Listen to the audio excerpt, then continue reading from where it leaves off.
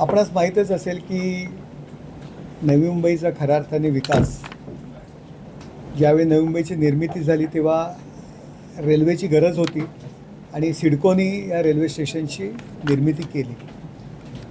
त्यावेळी सिडको आणि रेल्वेमध्ये ॲग्रीमेंट झालं होतं. काही स्टेशनची पूर्णपणे जबाबदारी सिडकोने घेतली होती.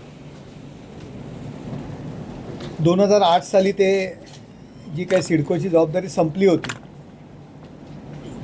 रेल्वेने ती स्टेशन ताब्यात घेतली नव्हती. त्यानंतर ठाणे वाशी सुरू झालं. त्या पण स्टेशनचं तर ॲग्रीमेंटही झालं नव्हतं. त्यामुळे सुरुवातीला नवीन कोरी करकरीत असलेली रेल्वे स्टेशन्स सुविधांपासून वंचित होती. खासदार झाल्यानंतर हा प्रश्न जेव्हा हातात घेतला तेव्हा रेल्वे सिडकोकडे बोट दाखवायचं, सिडको रेल्वेकडे बोट दाखवायचं. आणि ॲग्रीमेंट संपल्यामुळे सिडकोची जबाबदारी नव्हती, तरीसुद्धा थातूरमातूर कामं ती करत होते. परंतु चांगल्या पद्धतीची कामं जी इतर स्टेशन ज्या पद्धतीत विकसित होत आहेत त्या पद्धतीत होत नव्हती. पाठपुरावा केला.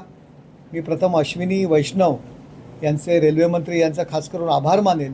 त्यांच्याकडे संसदेत हा विषय मांडला, त्यांच्याकडे सातत्याने बैठका घेतल्या आणि त्याला मूर्त स्वरूप आलेले. 15 मेला आमची अंतिम बैठक झाली.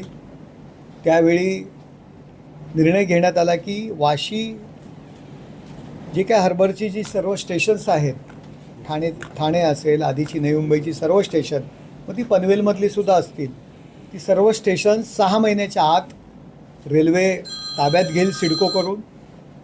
आणि त्याची आज सुरुवात होते.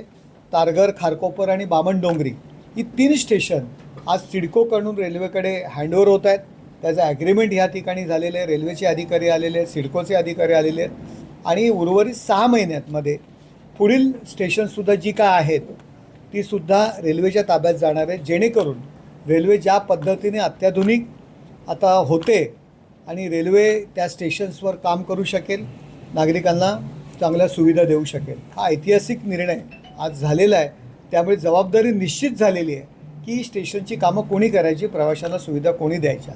हा बऱ्याच वर्षाचा प्रलंबित प्रश्न आज सुटलेला आहे आणि तो पुढील स्टेशनांचासुद्धा प्रश्न मार्गी लागलेला आहे. त्याचंच काम आहे रेल्वे स्टेशन मेंटेन करणं. यापूर्वी आता मध्यंतरीच्या काळामध्ये सिडकोने तर पूर्णपणे कामं थांबवली होती आणि प्रवाशांना नाहक भुर्दंड सहन करावा लागत होता. परंतु रेल्वे ही स्टेशन्स रेल्वेच्या पद्धतीने, चांगल्या पद्धतीने रेल्वे हा खूप चांगला विकसित होत आहे. आता सिडकोही काम करत नव्हते आणि रेल्वेही काम करत नव्हते. ॲग्रीमेंट 2008ला संपलेलं आहे. 18 वर्ष ज्या काही असुविधा आहेत नवी मुंबईच्या रेल्वे स्टेशन्सवर ते आपण पाहिलेलं आहे. आता रेल्वे त्यांची जबाबदारी ते स्वीकारते.